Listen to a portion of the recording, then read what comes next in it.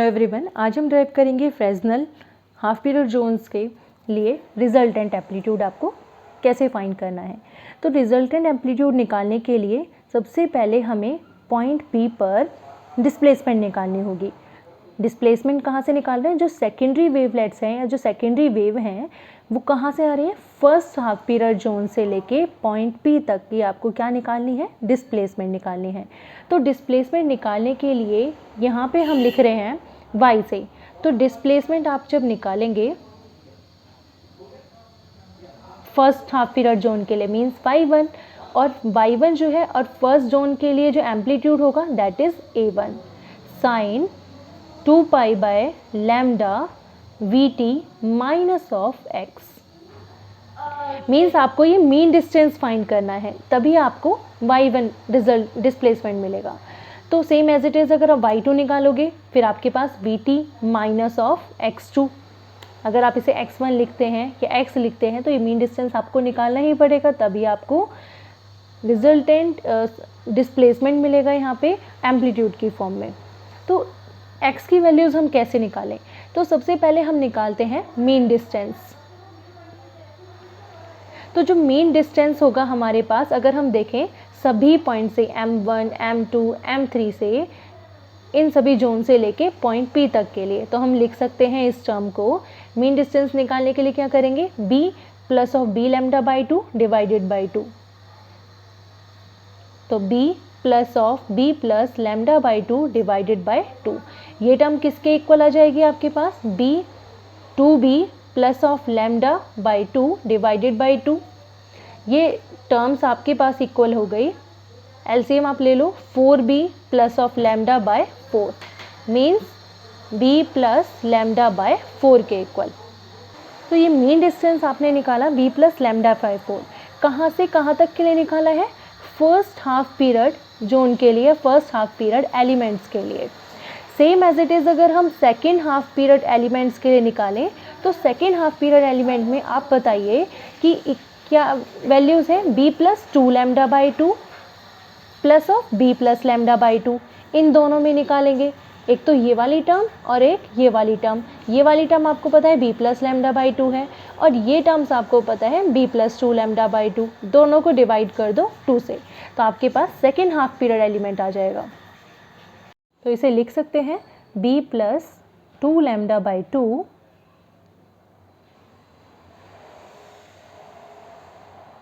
Plus of b plus lambda by 2 divided by 2, second half period elements के लिए। 2 से 2 cancel, that is 2b plus of lambda plus of lambda by 2 divided by 2।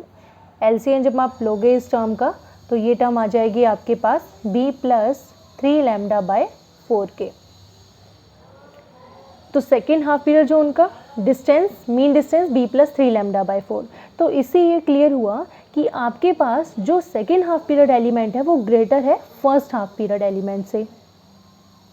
Same as it is अगर आप third के लिए निकालेंगे तो यही वैल्यूज़ जो आपके पास मिलेंगी, इसका distance b plus 5 lambda by 4 के इक्वल आएगा। फोर्थ के लिए आप फाइंड करेंगे, फोर्थ के लिए वैल्यूज़ किसके इक्वल आ जाएंगी?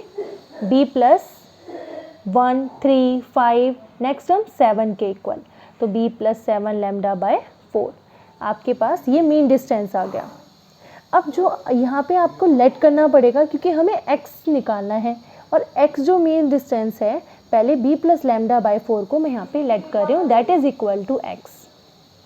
तो आप यहाँ पे जो डिस्प्लेसमेंट आपने लिखा था a1 sine 2 pi by lambda vt minus of x की वैल्यूज़ आप ये पुट कर सकते हो।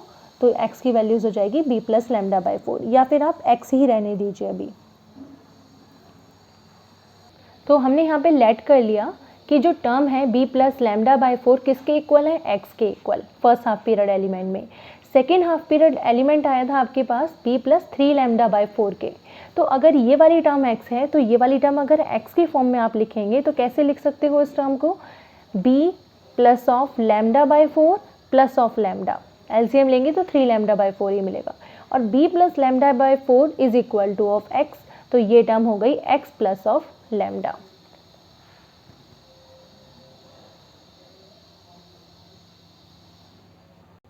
ये टर्म ब्रेक होगी लैम्डा बाय 2 में। एलसीएम आप लेके देख लो, 3 लैम्डा बाय 4 बनेगा, तो it means x plus lambda bye 2 में ब्रेक हुई। सेम एज इट इज़ आपने लिया था b प्लस 5 लैम्डा बाय 4। अब इसको अगर मैं ब्रेक करूँ b प्लस लैम्डा बाय 4 में, प्लस में कितनी टाइम ऐड करूँ कि ये दोनों का एलसीएम मेरे पास 5 लैम्डा बाय 4 आ जाए, प्लस ऑफ लैम्डा। आप सॉल्व करके देखो, 4 lambda plus lambda by 4 that is 5 lambda, तो that means x plus of lambda. इस तरीके से आप एक्सटेंड करते जाएंगे, तो आपके पास टर्म होगी एक x plus lambda by 2, x plus lambda, next term आपके पास आ जाएगी x plus 2 lambda by 2, x plus 2 lambda. अब आप इसकी वैल्यूज़ पुट कर सकते हैं। तो अब आपको निकालना है सिंपल डिस्प्लेसमेंट। तो डिस्प्लेसमेंट निकालने के लिए आपने फॉर्मूला लिखा था y1 is equal to a1 sine 2 pi by lambda vt minus of x।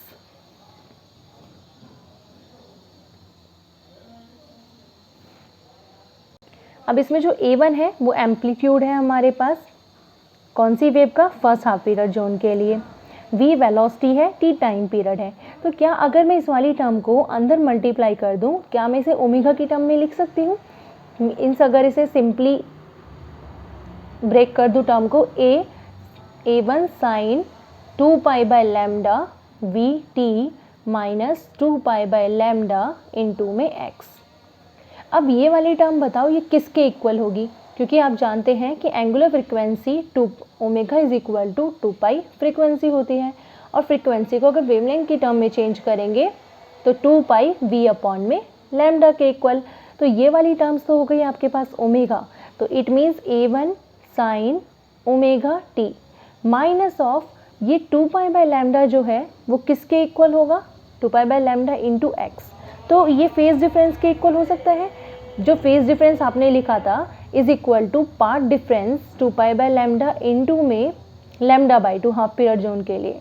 लेकिन अब मेरे पास लैम्डा बाई 2 ना होके क्या है, मीन डिस्टेंस मीन्स x है, तो 2 पाई बाय लैम्डा इंटू में पार्ट डिफरेंस, तो फेज डिफरेंस आपको मिल जाएगा। तो इसकी जगह मैंने पुट कर दिया दैट इज इक्वल टू 5।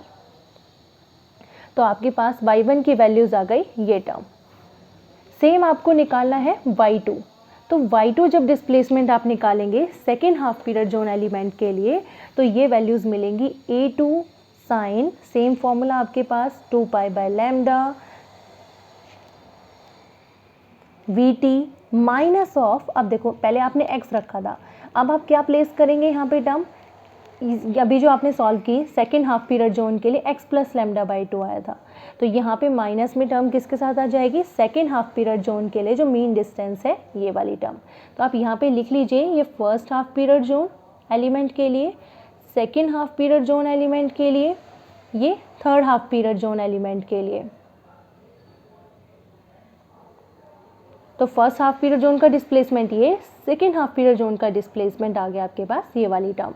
अब आप सेम 2 पाई बाय लैम्डा के अंदर मल्टीप्लाई करो, तो मल्टीप्लाई करेंगे तो ये टर्म्स आ जाएंगी a2 sine 2 pi by lambda into V, same omega t बन जाएगा, माइनस ऑफ, अब देखो 2 pi by lambda into of x, ये टर्म बनेगी आपके पास फाई के रिस्पेक्ट में, तो minus of phi, again 2 pi by lambda minus of lambda by 2, तो 2 से 2 कैंसिल, लैम्डा से lambda cancel, that is equal to pi के इक्वल मीन्स माइनस पाई। अब a2 sine omega t minus pi, ये values आपके पास, पाई मतलब 180 degree, तो sign 180 ये आपके पास बन जाएगा minus of a2 sine omega t minus of phi. It means आपको जो डिस्प्लेसमेंट मिला सेकेंड हाफ पीरियड जोन के लिए वो माइनस की टर्म्स में था, और फर्स्ट हाफ पीरियड जोन में प्लस की टर्म में। सेम एज इट इज़ अगर आप y3 डिस्प्लेसमेंट निकालते हैं तो y3 के लिए इक्वेशन क्या हो जाएगी, a3 sine 2 pi by lambda vt minus of x, किसके लिए लिखूंगी, थर्ड हाफ पीरियड जोन के लिए, और वो टर्म आपने फाइंड की थी x प्लस ऑफ लैम्डा, क्योंकि फर्स्ट हाफ पीरियड जोन के लिए टर्म आई थी x, second half period zone के लिए जो हमने लेट किया था x plus lambda by 2, third half period के लिए x प्लस लैम्डा, फोर्थ के लिए आप लिख सकते हैं x प्लस 2 लैम्डा बाय 2। तो अब हमने थर्ड के लिए हमें मिल गई x प्लस लैम्डा, सेम अंदर मल्टीप्लाई करो, और टर्म जो आपको मिलेगी a3 sine omega t minus phi इस टर्म की इससे मल्टीप्लाई करोगे तो आपको मिलेगा -2 अब ये टर्म हो गया sine theta minus 360 degree, means किसके equal, +A3 sine omega T -5 के इक्वल। ये आ गया आपके पास y3।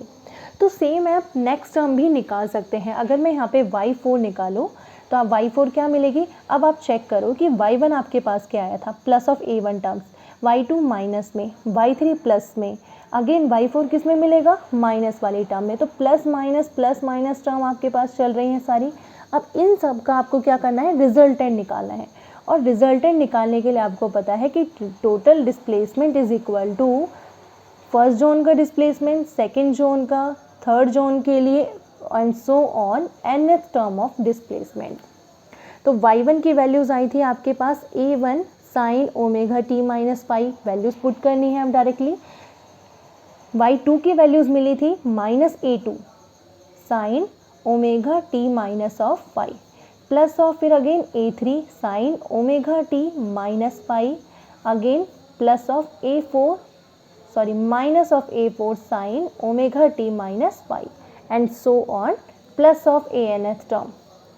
अब देखो यहाँ से साइन वाली टर्म आप कॉमन ले सकते हो, तो आप जब साइन ओमेगा टी -5 कॉमन ले लेंगे इस सभी टर्म में से, तो ये टर्म आ जाएगी आपके पास A1 -A2 plus A3 -A4 and so on plus of nth term.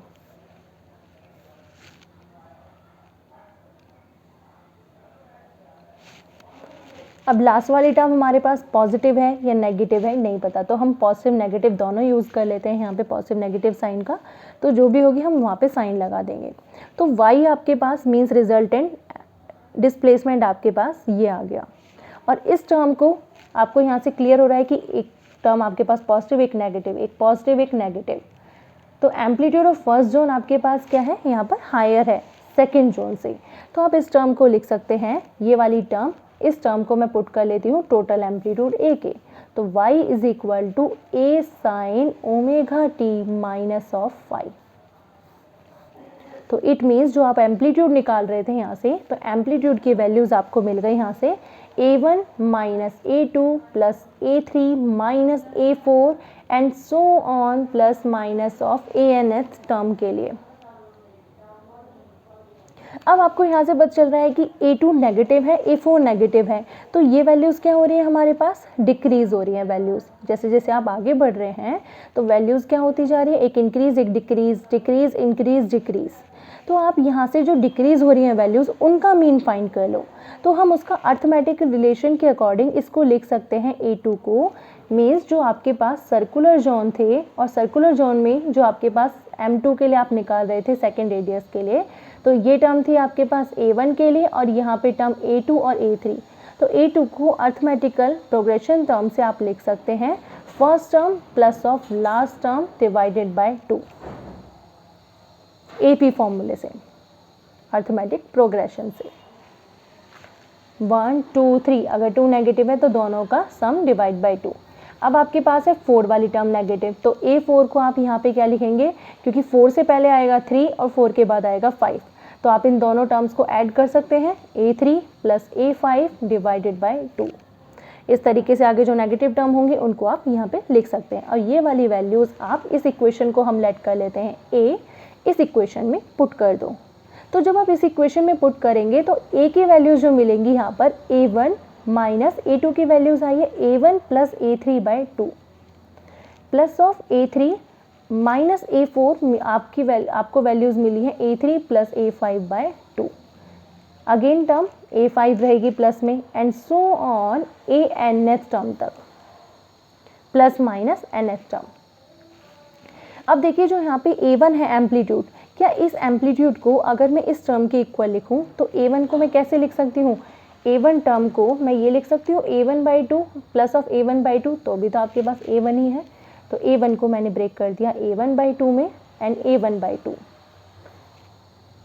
इसको सेपरेटली डिवाइड कर दिया टर्म्स को, ब्रैकेट ओपन कर दिए, minus A1 by 2 minus of A3 by 2 plus A3 को मैंने ब्रेक कर दिया A3 by 2 plus of A3 by 2, तो दोनों को ऐड करूँगी तो A3 ही मिलेगा मुझे, minus of bracket open minus A5 by 2 plus minus जो लास्ट टर्म है इसको भी मैं ओपन कर सकती हूँ an/2 से। इससे पहले वाली टर्म में ये टर्म क्या हुई होगी, ऐड हुई होगी, an/2 plus of an/2।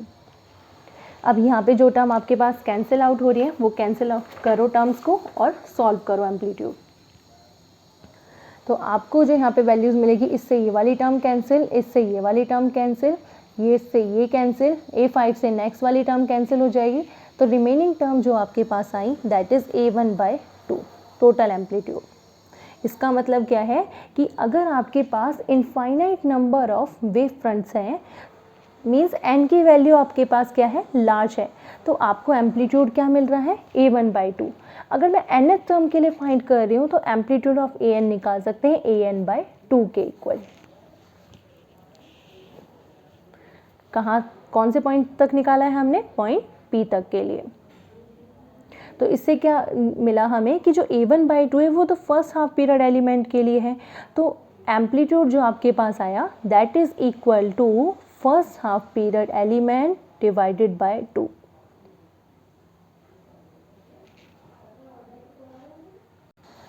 Second case हम बोल सकते हैं, अगर हम एम्पलीट्यूड निकाल रहे हैं यहाँ पर, मान लीजिए आपने कोई ऑब्स्टेकल प्लेस कर दिया, ऑब्स्टेकल प्लेस कर दिया तो हमारे पास जो पहले लाइट आ रही थी पॉइंट P तक जो पहुँच रही थी वो bright light means illumination light मिल रही थी।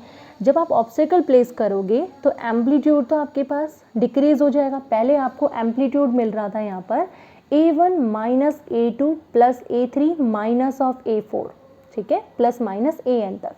लेकिन ऑब्स्टेकल प्लेस करने के बाद जो अब a1 एम्पलीट्यूड है कंप्लीट, अब वो आपको पूरा कंप्लीट दिखाई ना देखे, किस में मिल रहा है, a1/2 में, क्योंकि हाफ पोर्शन में आपने ऑब्स्टेकल प्लेस किया, उससे लाइट आपके पास शेडो रीजन में। तो a1 आपके पास आ जाएगा new amplitude when you place the circular obstacle, तो is equal to a1/2 minus of a2 plus a3 minus a4 plus minus of an तक। सेम आपको यहाँ पे एम्पलीट्यूड निकालना है जब आप सर्कुलर ऑब्स्टेकल प्लेस करते हैं। अब वैल्यूज़ को आप सॉल्व कर दो, a2 की वैल्यूज़ आपने निकाली थी वही वैल्यूज़ आपको पुट करनी है। तो देखो a1/2 minus of a1/2 plus of a3/2, minus और ये टर्म माइनस हो जाएगी, प्लस ऑफ a3 को आपने लिखा था a3/2 में, प्लस ऑफ a3/2 में,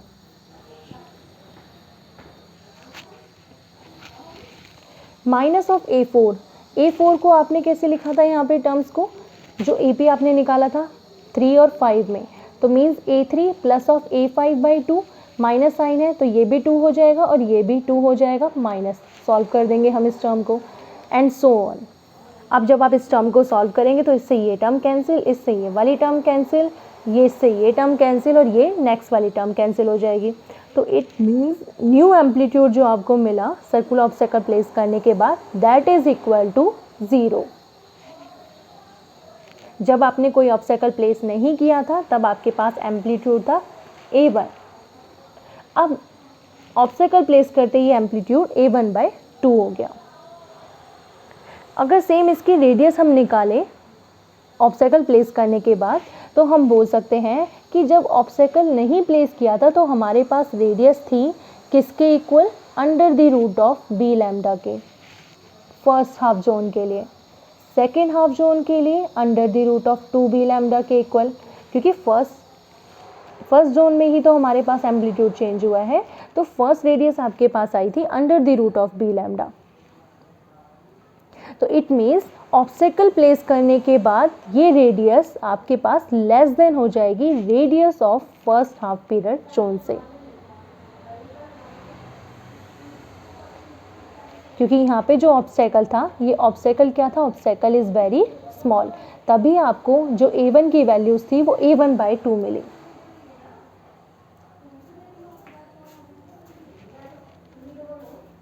और सेकेंड केस आप यहाँ पे ले सकते हैं कि मान लीजिए अब ऑब्स्टेकल का साइज जो है मेरे पास लार्ज है फर्स्ट वाले के कंपैरिजन में, तो इनिशियल जो एम्पलीट्यूड था विदाउट ऑब्स्टेकल आपके पास ये वाली टर्म्स थी।